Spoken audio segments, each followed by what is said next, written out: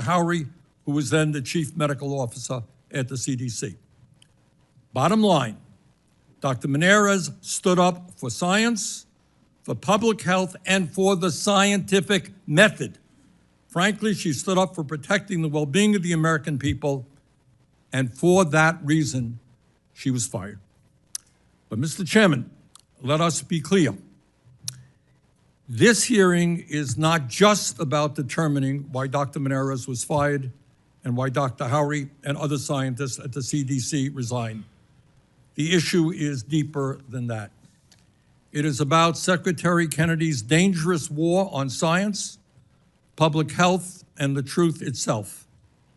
Unacceptably, we now have an HHS secretary who does not believe in established science and who listens to conspiracy theorists and ideologues rather than doctors and medical professionals. It is absurd to have to say this in the year 2025, but vaccines are safe and effective. That, of course, is not just my view. Far more importantly, it is the overwhelming consensus of the medical and scientific communities. It's not what we believe. It's what the scientific and medical communities believe. The American Academy of Pediatrics, the country's largest professional association of pediatricians, representing over 67,000 doctors. Those are the doctors we take our kids to. What do they say? They say that one of the greatest public health achievements is the vaccine, which prevents tens of thousands of deaths and millions of cases of disease. That's our pediatricians. The American Medical Association, representing over 270,000 doctors, they say that vaccines are the best tool to protect the public health against illnesses and their potentially serious complications. World Health Organization, virtually every medical organization, every scientific organization, the people who we trust tell us that vaccines are safe and effective. Mr. Chairman, you will well recall, as other members of the panel, that several years ago when I sat where you sat, you recall that we had the heads of the major agencies talking about pandemic preparedness. How well will we be prepared for a future pandemic? We had, I believe, 5 agency heads. And we all asked them, you tell me, will there be another pandemic in the future? And they all said, well, no one knows what it will be, no one knows when it will come, but the likelihood is there will be another pandemic. And the next question that some of us asked is, tell us, are we prepared for that, God forbid, terrible event? Without exception, Mr. Chairman, you recall, they all said, no, we're not prepared, we're not prepared. So it is not just, what's going on now is not only endangering the health and well-being of our children. Are we prepared for the next pandemic, which could claim millions of lives? Are we doing the scientific research to develop the vaccines, the other tools that we need? And that is what frightens me. So Dr. Monarez, Dr. Howery, thank you very much for being with us. We look forward to hearing your testimony. Thank you. To begin, I wish to enter 2 statements into the record. The first is September the 2nd op-ed by Secretary Kennedy outlined his vision to modernize the CDC. The second is an article from STAT comparing Secretary Kennedy's op-ed to a memo Dr. Monarez drafted describing her priorities to modernize the agency. The article found the recommendations outlined in both the op-ed and memo were substantially similar. I'm sorry, I need to introduce the witness. My staff gave me that kind of 101. We're joined today by Dr. Susan Monarez, the former director of the Centers for Disease Control and Prevention, CDC. Dr. Monarez was the first Senate-confirmed CDC director. She was previously the deputy director of the Advanced Research Projects Agency for Health, ARPA-H, where she helped oversee a $2 billion portfolio to advance healthcare breakthroughs. Dr. Monarez earned her PhD in microbiology and immunology from the University of Wisconsin-Madison and completed her postdoctoral fellowship in microbiology and immunology at Stanford University School of Medicine. Dr. Howery, we're also joined by the former Chief Medical Officer and Deputy Director for Program and Science at the Centers for Disease Control. Dr. Howery oversaw CDC's 9 national centers and the agency's Office of Science with a combined budget over $6 billion.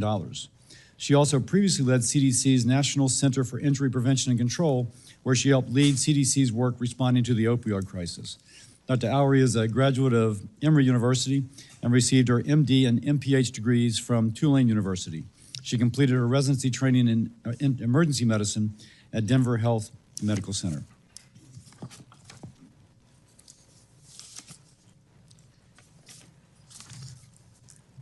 I shall now begin. Oh, the opening statements, 101 again. Please, Dr. Monarez.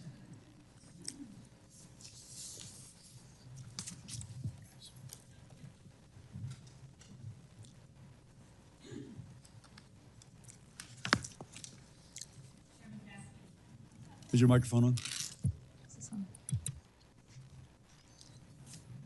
I believe it's on. Can you hear me? Yeah. Close to the mic. Thank you. Okay. Chairman Cassidy, Ranking Member Sanders, and distinguished members of this committee. Thank you for the opportunity to testify before you again. My name is Susan Monarez, and I am a microbiologist and immunologist. Exactly 12 weeks ago, in this same room, I testified that if confirmed, I would lead the CDC to restore public trust, modernize public health infrastructure, and strengthen the agency's core mission of protecting Americans from infectious diseases and emerging threats. I was honored to be nominated by President Trump and confirmed with the Senate support.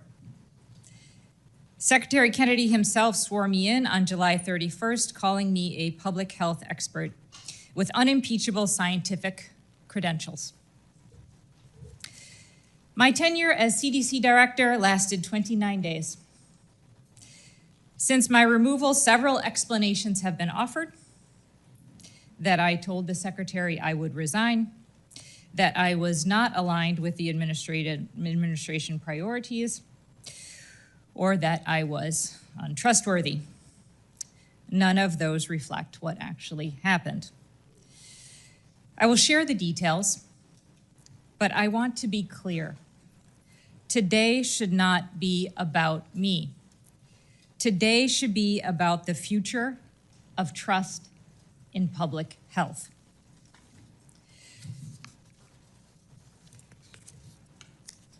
The events leading to my dismissal began weeks before August 25th. On August 2nd, I learned from media reports that experts serving as liaison representatives to the Advisory Committee on Immunization Practices, the ACIP, including those from major medical societies, had been removed from its working groups. The following week, I heard concerns that the ACIP might alter childhood vaccine schedule at its September meeting, potentially without credible supporting data. On August 8th, a gunman, driven by vaccine distrust, fired 180 rounds into CDC headquarters in Atlanta, killing Officer David Rose. In the days after the attack, I focused on security, staff, and ensuring the CDC could continue its mission.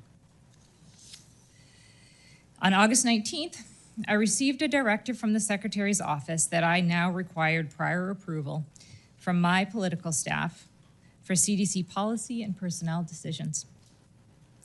On August 21st, I was told to return to Washington from Atlanta immediately, which would have meant missing Officer Rose's memorial, something I was not willing to do.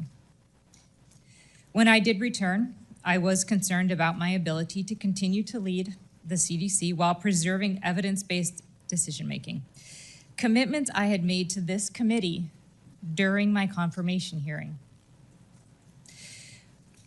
On the morning of August 25th, Secretary Kennedy demanded two things of me that were inconsistent with my oath of office and the ethics required of a public official.